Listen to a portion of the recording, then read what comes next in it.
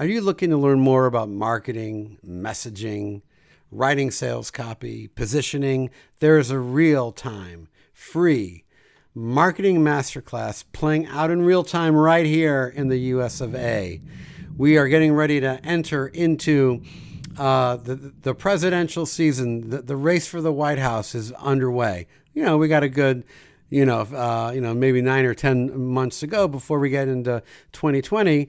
But it is underway. Democrats are throwing their hats into the ring. And what's so great about this for music studio owners is that we can just sit back and watch this amazing marketing masterclass play out in real time. Each one of these candidates is hiring the best marketers, the best web designers. And what I encourage you to do is two things. One, look up who the top 10 Democratic candidates are. There's 20 in the race right now. Can you even list 10? There's just so many. And, maybe, look up the top 10, look at their websites, look at what their message is. And then pull up Donald Trump's website, look at what his message is. The Democrats obviously have their own unique challenge. Each candidate is trying to rise above the noise and be the one who's standing out. But they also have to show unity within their party.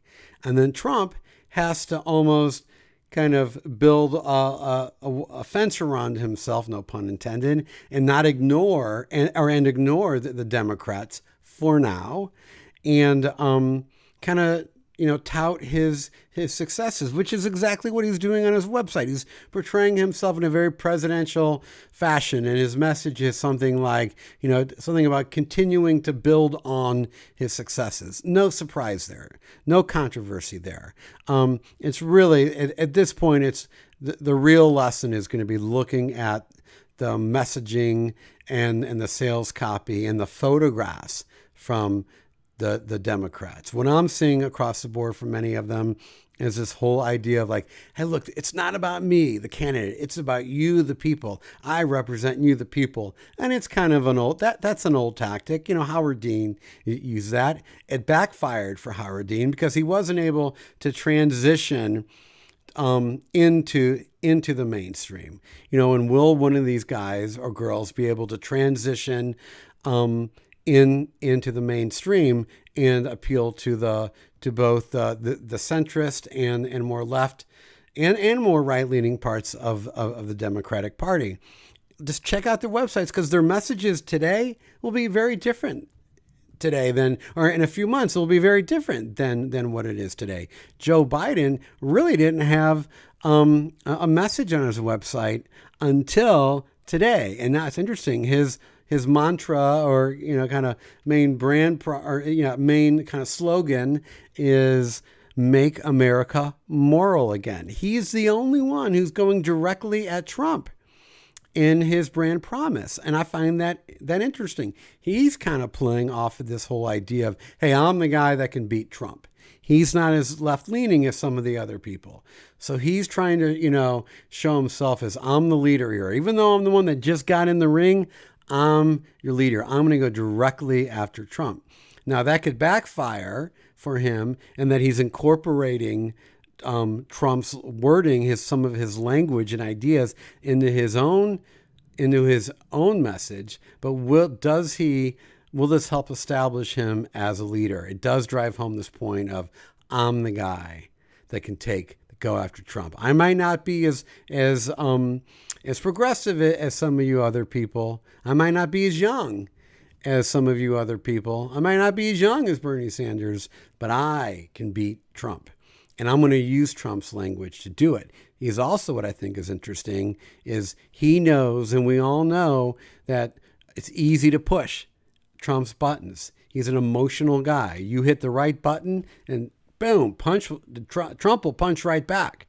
Will Trump punch back? If he does, and he shouldn't, but if he punches back, he's acknowledging the threat that Joe Biden brings to the table. Trump right now, I'm sure, my hunch is he's being advised to lay low, don't talk about these Democrats, ignore them, let them fight it out.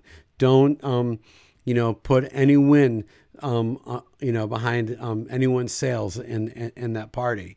And that's going to be hard for him. He's got a mouth.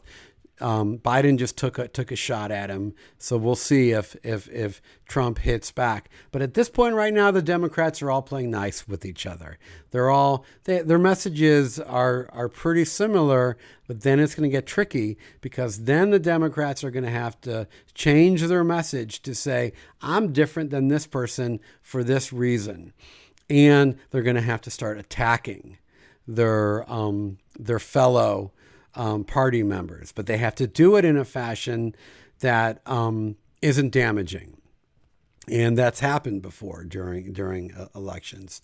So check back, pull up the top 10 websites of these candidates. Look at Trump's website. Politics aside, we can learn a lot from their messages, from their sales copy, and their website layouts, the layout of their website. These guys are bringing in the best designers, the best marketers, and we can all learn from them. And we can watch, in real time, these people competing. You can look at McDonald's website and look at Burger King and go, oh, look at how they're competing against each other through their messaging. It's great, but it's not as, time isn't of the essence with Burger King and McDonald's, but it is with these politicians. So check back in 3 months, check back in 6 months, check back in 10 months, and watch how their messages have evolved. Now, what I also encourage you, step 2, is pull up your own website. And I assume you're not running for president, but pull up your own website and pull up the top, your top 2 or 3 competitors in your market and look at the message that you're broadcasting. Look at their message. What brand promise do you create? I'm actually looking right in front of me. I'm looking at a website, and I'm not going to say their name, but they're saying their main, message on their Above the Fold says, your musical journey begins here. Okay, so let's say that's your competitor's message. Let's say your message is your child will love, or music lessons your child will love. Okay, so who wins in the messaging competition there? One website's talking about the end result, your website, end result, your kid's going to love it. It's emotional. The other one's saying your musical journey begins here. And by the way, I've seen that a lot out there on websites for music schools. It's like going to a restaurant and they say your dining experience begins here. Okay, it's kind of an obvious statement. It's like, well, why else would I be here? So the music school is talking about their journey, a kid's journey beginning, would lose that battle. The music studio who's talking about the outcome of music lessons and how the kid's going to feel will have a more effective message. Look at your website design. Who's adhering to some of those just basic website principles in terms of use of layout and photos? If your website has a photograph of a kid playing guitar and you see the kid smiling and they look happy, and your competitor's website shows a piano keyboard with hands on it, and you've seen those ones with the grown adult hands and the little hands underneath there, your website will win because you're showing the customer engaged with the service and looking happy. Look at your sales copy. Is your sales copy talking about the customer and how the customer is going to feel and what benefits the customer is going to experience from it? Meanwhile, your competition is talking about scales and music theory and music degrees that their teachers have. Well, if that's what they're talking about, you would win that round too. So look at your competition. I was just on the phone today with a music studio owner, and they were saying, School of Rock's coming into my market. What do I do? Panic, panic, panic. School of Rock's coming. And I just said to him, I was like, look, whatever School of Rock's promises, whatever their expertise is, you gotta pivot. You can't compete with them on that level. They offer something that you can't. But you can offer something that they can't. You can offer an experience. You can make a promise to your customers that they aren't. And that's what you got to do. You got to look at your competition and say, where are they strong? Where are they beating us? And maybe the answer is, I'm just going to let them win there.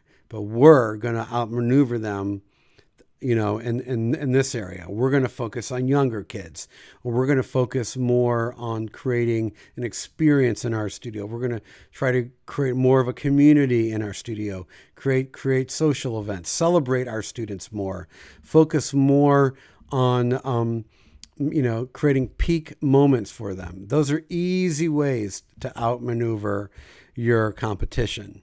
So meanwhile, while you're trying to outmaneuver your competition, watch these politicians and watch how they're trying to outmaneuver themselves, because they all can't have the same message. Right now, the Democrats, they all kind of have the same message, and that's okay right now because they're kind of operating as this united front.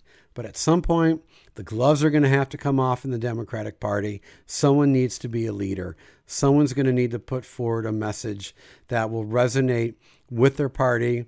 And ultimately, if the Democrats want to win, the only way they're going to do it is by having a message that resonates with the country. And if Trump wants to win a second term, the only way he can do it is to have a message that's going to resonate even more on a deeper level. So it's all about messaging. It's all about words. And what's so great about politicians, what we can learn from them, is that they're held accountable for their brand promise. When politicians comes forward and says, I'm going to make housing free for everybody, and that's their brand promise, and they're run to the White House. And if they get the White House, people are going to say, okay, make it happen. Are your customers coming to you and saying, hey, your website says your lessons are going to be fun? Okay, where's the fun part? Well, you want to be thinking about that before they ask you that. They might never ask you that, but they might leave your studio because you didn't make good on your brand promise. So figure out how you're going to position yourself, figure out your message, and more importantly, figure out how you're going to make good on that promise.